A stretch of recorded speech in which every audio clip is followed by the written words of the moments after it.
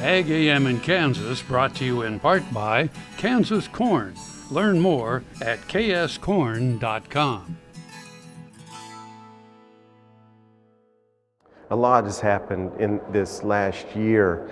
We've had, multiple meetings. We established 14 different regions in Kansas because there's so much variation on the water supply, recharge in the different aquifers. So it was important to make sure that we understood those differences because one size does not fit all in Kansas.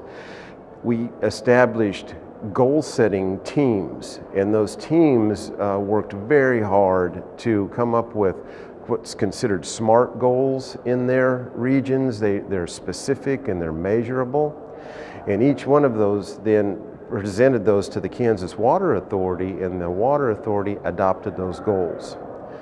Then the next step, we established regional advisory committees. That was a kind of a transition from the basin advisory committees, but these regions are not on basin boundaries, they're actually on aquifer boundaries. And so we have the 14 regional advisory committees. Those goals have been handed off to those regional advisory committees. Also with the vision, we had a number of action items to do. One of the action items was asking us then to look at our statutes and regulations to make sure that they're up to date and they truly implement what we're doing. And today we presented 4 draft rules that we're still getting feedback. It's really important that we get feedback from people, and to talk about those a little bit, sealing meters to the pipe to make sure that the integrity of our water use data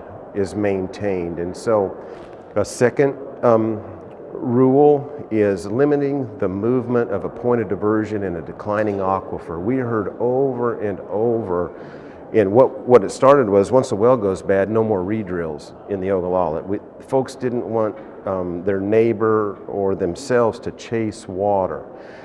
And so what we have drafted is limit that movement to 300 feet. If they can demonstrate with that science that where they move to does not have an impact to their neighbors, we will allow a longer movement then. Or then also if spacing improves a situation, say there's an impairment situation, they want to move out of that. So there will be some exceptions to that rules.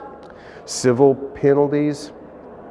Unfortunately, in Kansas, we've got a handful of people that will pay the civil penalty for not filing an annual water use report. Therefore, we want to increase those penalties of just suspending water use until they file that annual water use report. And then the fourth one is we heard so much that the civil penalties that we have in place now are not nearly high enough, and it really became a cost of doing business, whether a producer was going to overpump or tamper with their meter or something to get an advantage of more authorized quantity overpumping. Therefore, and then also they said if we need to expire that penalty after a number of years, much like a driver's license for speeding. Therefore, we're giving consideration to expiring the civil penalty after 5 years, but then starting implementing the overpumping penalty in a narrower window, and then also looking at suspension of water use.